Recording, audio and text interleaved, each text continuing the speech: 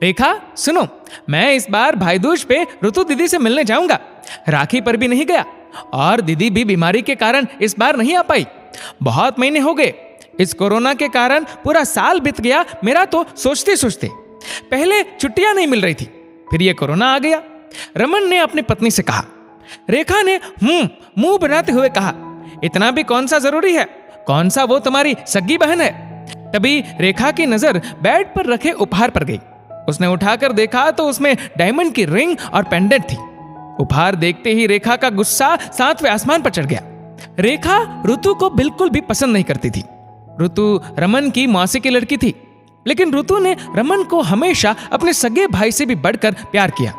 वो स्वभाव से शांत, हंसमुख और सुलझे हुए विचारों की थी। ऋतु को रमन का यूं सम्मान और घर में सगी बहन जैसा अधिकार देना बिल्कुल भी पसंद नहीं था रेखा को। रेखा ने उपहार देखते ही रमन को गुस्से में कहा, रमन तुम्हारा दिमाग ठिकाने है कि नहीं, जो उनको इतना महंगा उपहार दोगे तुम? भूलो मत, वो तुम्हारी सगी बहन नहीं, सिर्फ एक रिश्तेदार है। अपनी बहन को गिफ्ट करते तो मैं मना नहीं करती, लेकिन अगर तुम हर रिश्तेदार को इतने महंगे उपहार दोगे तो ये बात ठीक नहीं। भाई दूज के लिए इतना महंगा गिफ्ट हरगिज नहीं। मैं ये अपने पास रखती हूँ। मेरे पास कुछ मिले हुए साड़ियों की गिफ्ट है, उनमें से एक साड़ी लाकर देती हूँ, वो दे देना उन्हें। रेखा इतना कहकर वहां से गिफ्ट लेकर जाने लगी। तभी पीछे से रमन ने रेखा को रोकते हुए कहा, रुको रेखा, गिफ्ट मुझे वापस दो। वो मैं ऋतु दीदी के लिए लेकर आया था और मैं उन्हीं को दूंगा। और क्या कहा तुमने कि वो मेरी सगी बहन होती तो तुम मना ना करती? तो तुम्हारी गलत फहमी दूर कर दूं कि वो मेरे लिए मेरे खून के हर रिश्ते से बढ़कर है। तुम शायद भूल गई कि आज हमारी शादी और मेरा डॉक्टर होना दोनों उन्हीं की देन है। अगर पापा के जाने के बाद उन्होंने भी मुझे रिश्तेदार समझा होता तो आज मैं डॉक्टर ना बनकर शायद कहीं चपरासी होता। उन्होंने अपनी तनख्वाह मुझे पढ़ाने में खर्च की। उनको किसी महंगे उपहार की जरूरत नहीं, क्योंकि वो खुद ही इतनी सक्षम है कि हर महंगी सस्ती चीज खुद के लिए ले सके। और तुम्हें अच्छे से पता है कि वो इससे ज्यादा डिजर्व करती है। वो एक पढ़ी लिखी और सेल्फ डिपेंडेंट औरत है। तुम्हारे पापा को भी उन्होंने ही मनाया था शादी के लिए, याद है ना? वरना वो तो तुम्हारी शादी किसी रईस बिजनेसमैन से करना चाहते थे और मैं डॉक्टरी की प्रैक्टिस कर रहा था। क्यों, याद आया कुछ जब तुम फोन करके उनको मिन्नतें करती थी? रेखा, अपना पराया या खून के रिश्ते, ये सब फर्क बस हमारी सोच का है। वरना जिन खून के रिश्तों में प्यार, अपनापन, एक दूसरे के प्रति सम्मान, त्याग, समर्पण ना हो, उनके रहने का मतलब ही क्या है?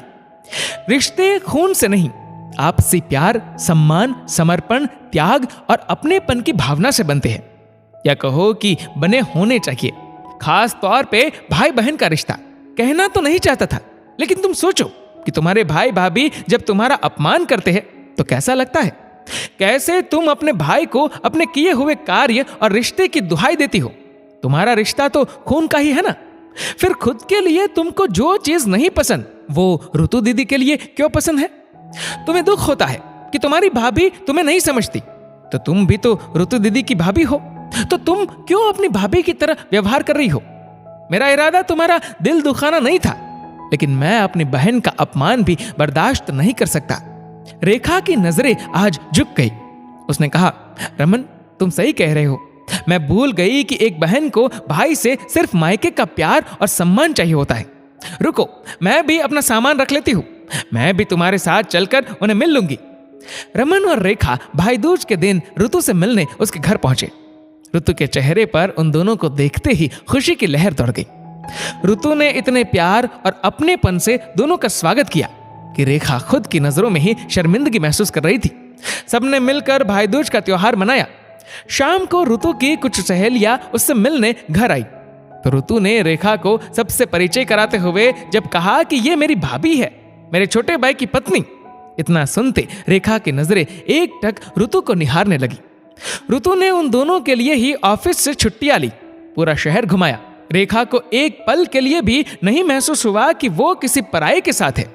ऋतु का इस तरह दोस्ताना और अपनेपन से ओतप्रोत प्रेम भरा व्यवहार देखकर रेखा आज शर्मिंदा थी कि उसने इतने खूबसूरत रिश्ते और इतनी प्यारी ननद के लिए ऐसा सोचा।